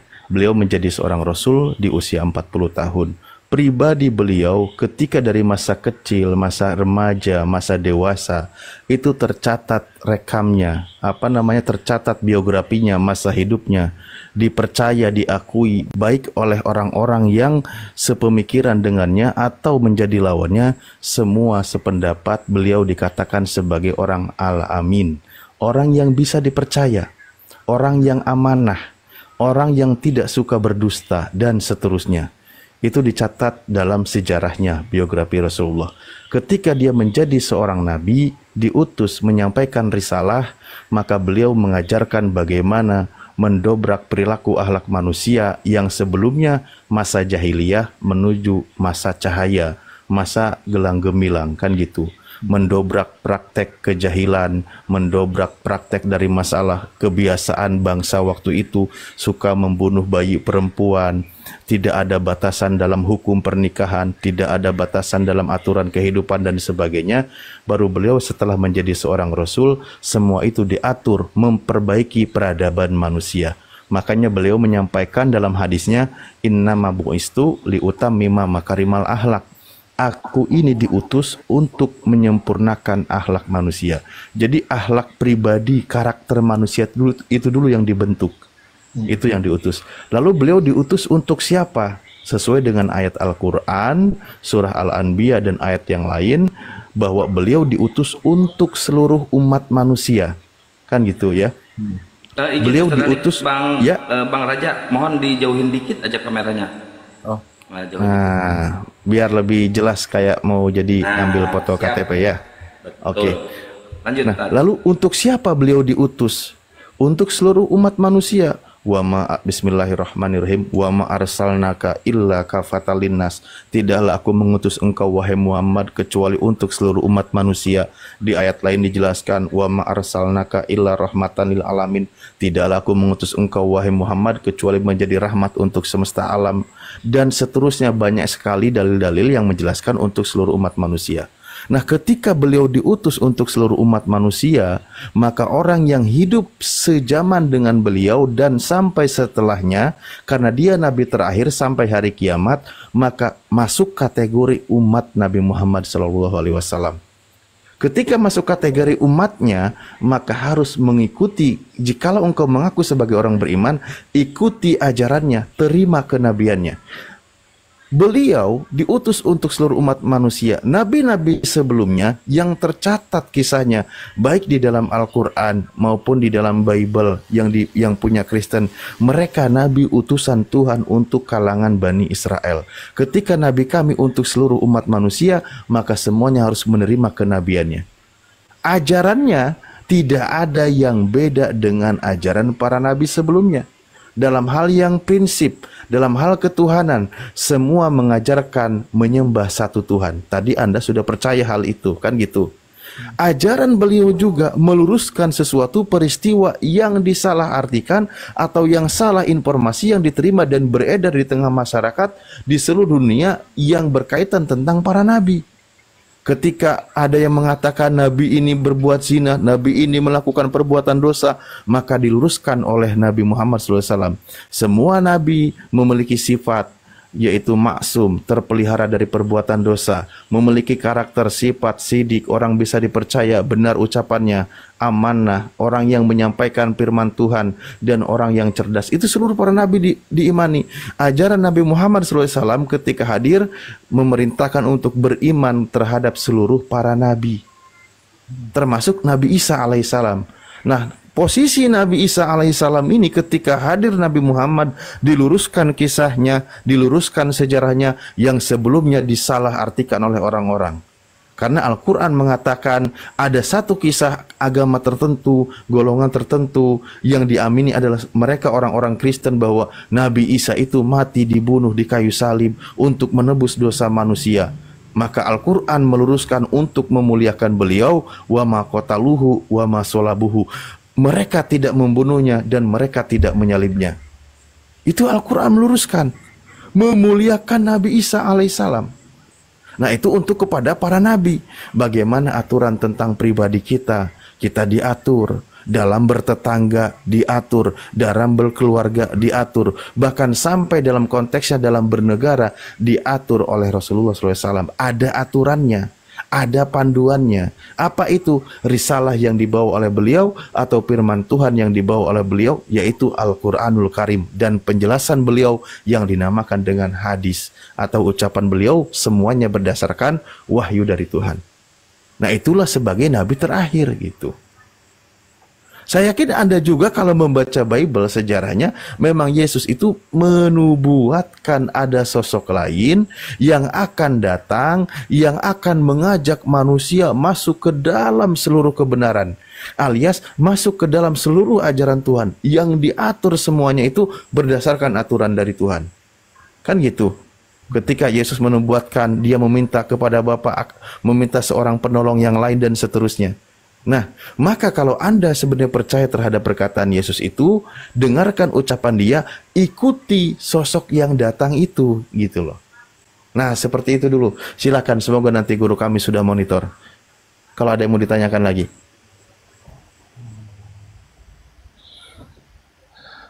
Terus kalau di Kristen itu kan, karena kebetulan aku juga kan Kristen Advent. Jadi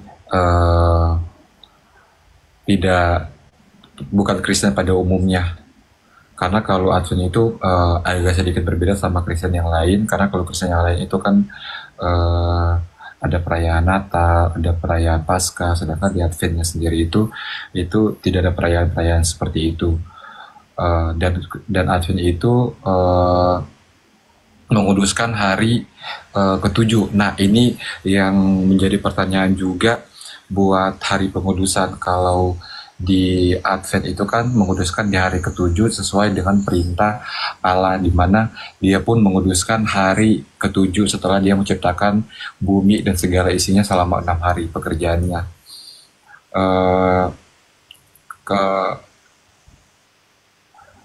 Pertanyaannya, kalau di agama Muslim itu kenapa bisa di hari Jumat? Aku belum tahu sih, Ustadz. Baik, terima kasih. Pertama, di dalam Islam beribadah itu selama 1 minggu 7 hari, dan selama 7 hari itu sehari semalam ada perintahnya wajib melaksanakan sholat 5 waktu. Ada ibadah tertentu hari besar selama 1 minggu, yaitu hari Jumat. Di mana perintahnya beribadah untuk melaksanakan sholat di hari Jumat atau ibadah sholat Jumat? Ada namanya surah Al-Jumu'ah ayat 9. Di mana di situ diperintahkan Bismillahirrahmanirrahim, ya ayyuhalladzina amanu idza nudiya lis-sholati mi yaumil jum'ah pas'au ila dzikrillahi wa darul bayi, gitu. Itu perintahnya. Untuk orang-orang beriman, ketika diseru untuk melaksanakan sholat di hari Jumat, maka tinggalkan semua perkara dunia, langsung menuju kepada Allah, beribadah sholat. Ada perintahnya untuk melaksanakan ibadah sholat Jumat, gitu. Wahai orang-orang yang beriman, apabila seruan untuk melaksanakan sholat pada hari Jumat telah dikumandangkan, segeralah mengingat Allah dan tinggalkanlah jual beli atau perkara duniawi. Yang demikian itu lebih baik bagimu jika kamu mengetahui. Ada perintahnya. Ketika masalah ibadah hari Sabat dan lain sebagainya, itu hari besarnya orang Yahudi, ibadahnya hari orang Yahudi, yaitu berlaku untuk orang Yahudi. Ketika umat Islam punya harinya sendiri, beribadah hari Jumat, ada perintahnya, ada ayatnya. Kan gitu. Ada ayatnya. Yaitu kami lakukan. dijalankan oleh umat Islam sampai detik ini dari zaman Nabi Muhammad SAW. Tidak ada perubahannya. Gitu. Ada perintahnya, Bang. Tapi kalau hari Minggu nggak ada ya. Kau ke gereja kan hari Sabat, hari Sabtu. Iya. Nah, sementara kalau hari Minggu nggak ada perintahnya dari Yesus, kan gitu. Nah, tapi ya itulah, saya tidak akan banyak menyinggung kepada kekristenan. Jika engkau ingin segera menjadi seorang Muslim, apa yang masih mengganjal atau yang masih penasaran, ya silahkan tanyakan kepada kami. Semampu dan sebisa kami akan kami jawab. Kalau saya tidak sanggup jawab, ada guru saya di samping saya, beliau siap menjawab lebih jelas lagi. Ya, silakan. Terus tadi kan aku sempat ngobrol tuh sama kakak aku yang sebelumnya rekomendasi aku buat naik di sini. Dan sempat bilang juga bahwa sampai saat ini pun aku belajarnya tetap otodidak. Belum ada pendamping, belum ada arahan. Cuman dari diri sendiri memang pengen belajar, dan sampai saat ini pun sudah menjalankan 5 waktu. Sebenarnya menjalankan 5 waktu itu lebih ke belajar sih, karena kan ada yang bilang itu belum bisa diterima kalau belum sah atau belum dinyatakan masuk ke Muslim. Tapi yang aku ambil kesimpulan, ya aku mau lakukan itu, terima belum diterimanya itu ya itu urusan Allah, tapi yang penting itu dari niatnya. Aku dulu pengen belajar dulu di pelan-pelan, karena memang belajarnya otodidak, nggak ada pembimbing seperti itu. Masya Allah, siap. Nah, memang di dalam Al-Quran disebutkan, di surah Al-An'am juga ada, bahwa barang siapa yang Allah kehendaki untuk mendapat hidayah atau Allah berikan hidayah kepadanya, Allah lapangkan dadanya, yasrah sadruhu lil Islam. Jadi orang itu dilapangkan dadanya untuk menerima Islam. Dia merasa nyaman terhadap ibadah yang dilakukan oleh umat Islam. Dia menemukan hikmah kebenaran yang ada di dalam ibadahnya umat Islam. Kenapa umat Islam itu berwudu? Kenapa setiap mau menghadap Tuhan itu harus bersuci dulu, membersihkan seluruh tubuhnya, kan gitu. Masuk ke tempat ibadah, melepaskan alas kakinya, harus bersuci. Anda nyaman melakukan itu tanda-tanda memang Anda menyambut sebuah hidayah. Jadi perbuatan-perbuatan itu mendekatkan diri Anda menjadi seorang mukmin atau seorang yang beriman. Hanya memang pada prinsipnya untuk menjadi seorang mukmin harus mengikrarkan dulu, atau menjadi seorang muslim ya. Menjadi seorang muslim itu harus berani berikrar tentang 2 kalimat syahadat. Karena rukun Islam itu kan ada 5. Pertama, Anda mengucapkan 2 kalimat syahadat. Jadi ikrarkan asyhadu alla ilaha illallah wa asyhadu anna muhammadar rasulullah. Gitu. Yang maknanya itu aku bersaksi tiada Tuhan selain Allah. Maksudnya di situ adalah engkau mengikrarkan, yakin dengan hati, karena engkau sudah menerima kebenaran Islam, ajarannya masuk akal, membimbing kita dalam kehidupan ini untuk menuju kepada kebaikan dan kebenaran sampai ke akhirat nanti dan seterusnya. Itu ikrar, yakin gitu bahwa Allah yang Maha Esa gitu kan. Diyakini oleh hati, diucapkan oleh lisan, dilakukan oleh tubuh kita atau kehidupan kita sehari-hari seperti itu. Itu wajib diikrarkan, mengucapkan 2 kalimat syahadat. Ketika nanti sudah mengikrarkan itu, bagaimana dosa-dosamu yang sudah diperbuat yang lalu? Masih menyekutukan Allah, dosa-dosa, perbuatan maksiat dan sebagainya. Allah memberikan jaminan di dalam Al-Quran bahwa yang tahu yughfar lakum, jika engkau menghentikan perbuatan itu, maka akan diampuni semua dosa-dosamu, makod salaf, semua dosa-dosamu yang telah lalu. Jadi ketika dia mengucapkan 2 kalimat syahadat, gugur semua dosa-dosa yang telah lalu, itu diampuni oleh Allah. Begitu.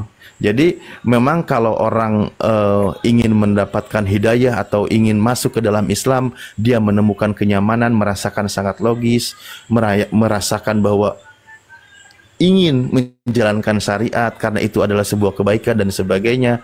Dan kami meminta memang kalau engkau sudah menemukan kebenaran itu, janganlah engkau menunda lama-lama. Itu poinnya, pesan kami. Tapi kembali kepada Anda bahwa kapan mau ngambil keputusan itu hak Anda, namun kami hanya berpesan jangan menunda lama-lama. Karena apa?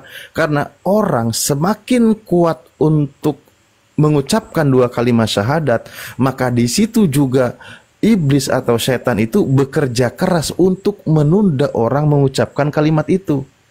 Sampai-sampai orang itu lepas ajalnya dan sebagainya. Ketika orang ingin mengucapkan 2 kalimat syahadat, namun dia godaannya makin kuat oleh iblis bahwa menunda dengan alasan-alasan nanti yang terkesan logis, alasan masuk akal, itu hanya kamuflase saja, maksudnya agar kamu itu terus menunda gitu loh. Sampai-sampai engkau lepas nyawanya, padahal Allah berpesan, wala tamutunna illa wa antum muslimun. Janganlah kamu mati kecuali kamu dalam keadaan muslim. Nah, di situ karena iblis berjanji akan menggoda manusia, kata Allah, pabima agwaitani, kan gitu di dalam Al-Qur'an, karena iblis itu memang sudah tersesat, maka dia akan menyesatkan manusia dari jalan yang lurus. Yaitu manusia akan disesatkan dari jalan yang lurus. Ketika orang hendak masuk atau berada di jalan yang lurus, semakin kuat pula di situ iblis menggoda. Nah, seperti itu. Jadi kembali kepada Anda, pesan kami kalau sudah menemukan kebenaran, disegerakanlah karena kita tidak tahu usia kita. Namun selama engkau menunda, selama itu pula iblis menang dalam menggoda Anda. Kalau engkau ingin mengalahkan iblis, percepatlah ucapkan 2 kalimat syahadat, baru di situ iblis berputus asa. Gagal dia dalam menggoda Anda. Begitu. Masya Allah, sangat sempurna. Saya kalau ada guru saya agak ini, bicaranya guru aja lah. Mungkin Guru Nda mau menambahkan, silakan. Masya Allah, sempurna banget, Ustaz Alif. Mau tanya juga nih Ustaz. Lanjut, siap. Untuk mengucapkan syahadat, ketika hati sudah siap, sudah beriman, itu kan ada yang kakak tadi juga bilang, teman-teman juga sudah pernah bilang harus disunat dulu. Itu bisa mengucapkan syahadat sebelum sunat, ataukah harus sunat dulu baru mengucapkan syahadat?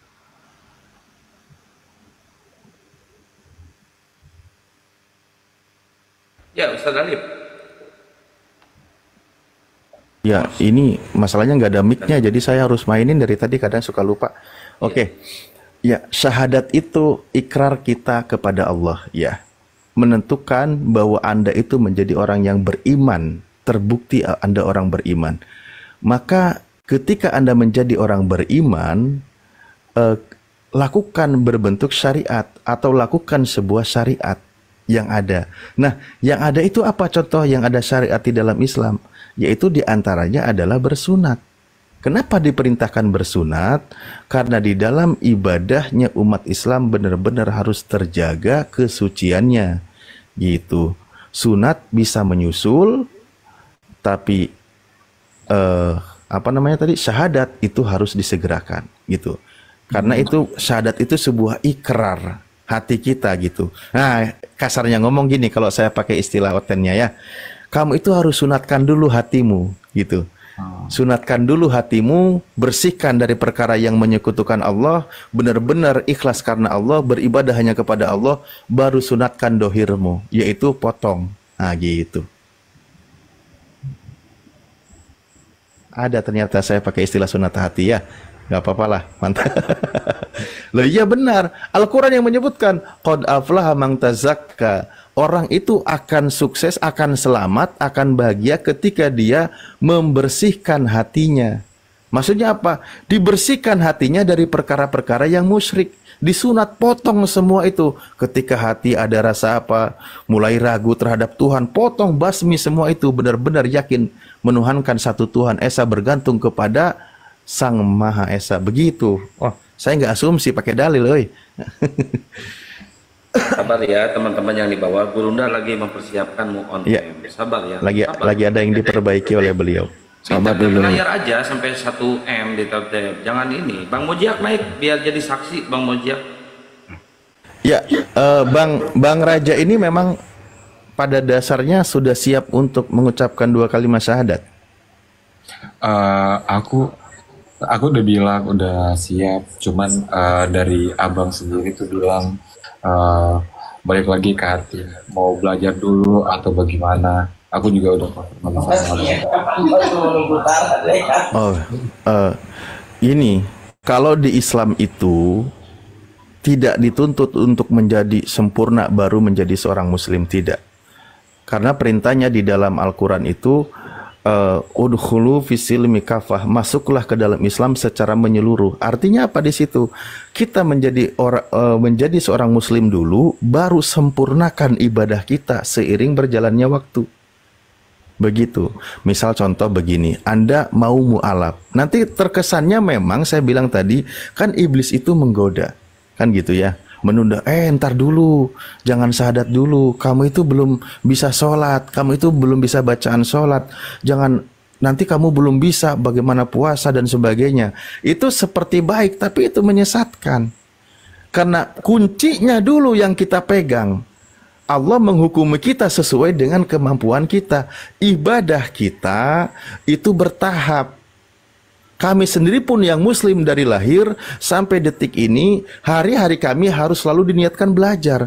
Belajar untuk selalu lebih baik lagi setiap hari dan seterusnya. Itu diniatkan seperti itu. Harus memperbaiki diri bacaannya, harus memperbaiki terus sholatnya dan seterusnya gitu. Jadi Allah itu melihat proses usaha kita, bagaimana keseriusan kita menjadi seorang mukmin. Bukan kita itu harus sempurna baru menjadi seorang mukmin, jangan. Bukan begitu.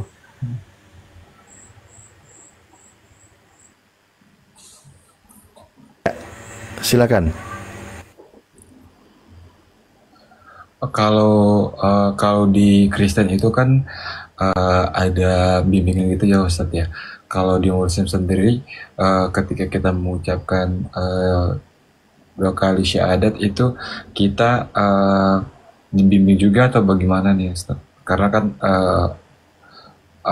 aku tuh ya belajar sendiri aja gitu, nggak ada yang bimbing, terus pengen ada bimbingan gitu sih Ustadz biar lebih tahu, karena aku nggak mau ketika aku memilih suatu agama itu dari kecil sampai sekarang ya aku cuman berdasar aku punya agama aja, aku muslim, aku Kristen, nggak mau, aku maunya aku punya reason, punya alasan kenapa aku percaya sama agama aku, seperti itu sih. Jadi pengen belajar, nggak mau cuman oh iya aku beragama ini. Ya, Islam itu adalah agama yang belajar dan agama yang mengedepankan ilmu. Ketika Anda menjadi seorang Muslim, maka wajib belajar, wajib terus mempertahankan, memperkokoh, memperbanyak keilmuan yang ada di dalam Islam. Di Islam itu justru belajar itu diwajibkan dan harus mencari guru. Itu harus. Nggak boleh kita belajar sendiri tentang keagamaan, nggak boleh. Nanti bisa tersesat. Justru wajib memiliki guru. Kita bersyukur di Indonesia nih. Di Indonesia terutama kan. Anda misal tinggal di daerah mana?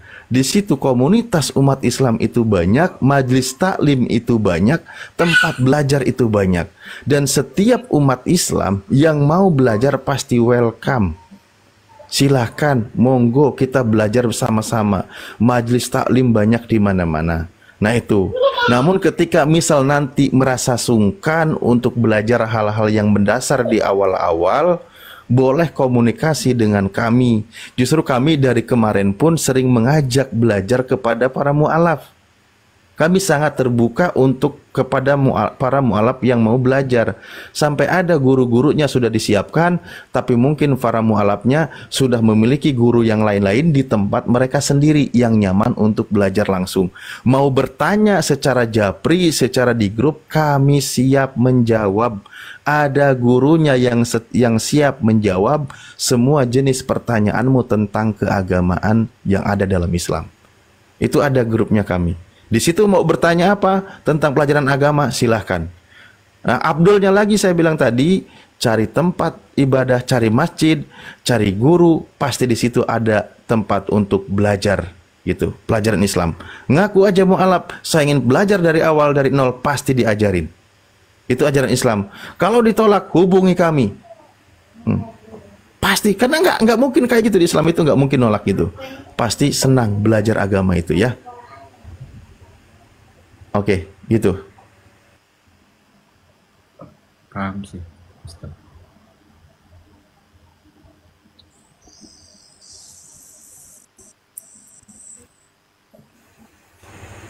Ya, gimana? Paham, Ustaz. Oke, Bang Raja ini sudah belajar juga, misal sedikit-sedikit baca Al-Quran gitu. Misal surah Al-Ikhlas kayak gitu. Baru belajar, masih baru mau belajar kayak Iqra, karena aku sempat nanya juga sama kakak angkat aku, ada kakak angkat aku Muslim juga, cewek.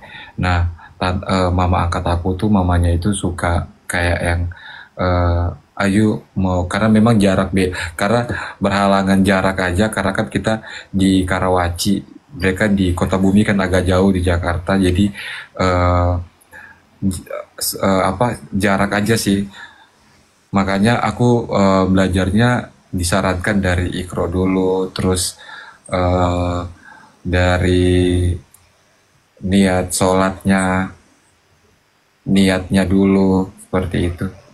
Makanya sekarang lagi belajar-belajar juga soal yang menurut aku sih doa juga sih yang penting, karena kan ketika aku belajar terus aku nggak tahu cara berdoa kan, karena berdoa itu penting banget. Iya, abang posisi di mana? Di Karawaci, Jakarta, Tangerang. Karawaci itu daerah Maluku ya? Jakarta. Oh, Jakarta. Iya. Iya. Tangerang. Iya, ya bagus, belajar dari dasar di dalam Islam itu sudah sangat baik, betul itu. Dan ketika masalah belajar membaca Al-Quran, itu kan bisa kita melalui media mendengarkan, kan gitu. Dengarkan contoh Qul huwallahu ahad kayak gitu. Kan kita dengar tuh, dengarkan pelafalannya, bacaannya, makhrajnya kayak gitu. Nah, seperti itu, dengarkan itu kita bisa hafal gitu, tanpa memang kita mengetahui jenis huruf-hurufnya kayak gitu. Ya kan? Nah, itu kan bisa kita hafalkan. Untuk apa? Untuk bekal nanti, untuk memahami baca sendiri secara teksnya, kita memang belajar dari Iqra. Toh kita tidak sulit. Untuk belajar Al-Quran itu dimudahkan. Allah mudahkan bagi orang yang ingin belajar Al-Quran. Coba deh, kamu dengarkan surah Al-Ikhlas. Malam ini berapa kali, berapa balik, pasti kamu hafal.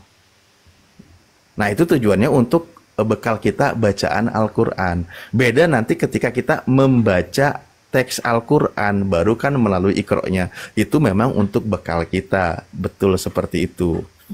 Kayak gitu. Jadi anak-anak kami yang masih umuran PAUD, SD atau TK, mereka masih Iqra, tapi mereka bisa baca Al-Fatihah ketika kami ajarkan membaca. Kami ucapkan, mereka mendengarkan, didengar oleh mereka, direkam, lalu dibacakan ulang. Mereka juga bisa baca.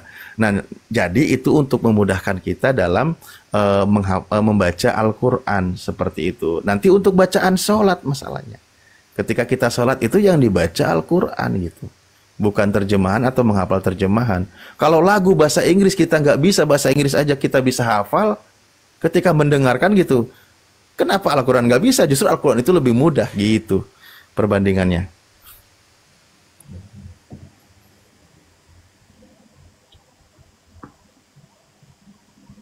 Ya, sudah siap untuk bersyahadat, Bang? Aku mau konfirmasi dulu sih Ustaz sama abang sama kakakku. Oh gitu. Abang sama kakaknya emang agamanya apa, Bang? Yang itu Kak, yang di bawah Ustaz. Oh, Bang Mojiak. Assalamualaikum Bang Mojiak. Itu kan? Iya. Oh iya, Bang Mojiak. Dibuka mute-nya, Bang. Bang Mojiak. Iya bang. Bang Mojiak. Siap.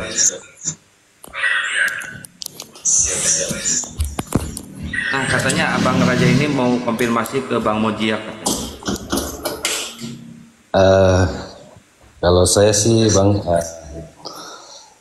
semuanya kembalikan ke Ade Raja. Kalaupun malam ini dia, tadi sebelum dia kesini kan saya sampaikan bahwa kalau memang masih ingin pelajari, bertanyalah sepuasnya lah ke ustadz-ustadz kita, ke Gurunda, ke Bang Alif, supaya bisa lebih memperteguh pemahaman dia dan keyakinan dia, sehingga kalaupun memang sudah yakin, kedepannya jangan sampai ada keraguan atau sehingga nanti jadi murtad atau kembali lagi gitu. Jadi kalau memang Adinda Raja ini memang sudah yakin malam ini mau syahadat, insyaallah bismillah silakan. Tapi itu memang atas kesadaran dan keyakinan dia gitu.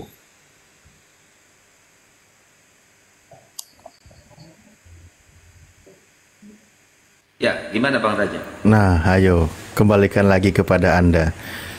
Abang Anda begitu bijaksana, ya kan? Oh, dia saudara ini. Kalau Bang daerah sih Bang Andi, dan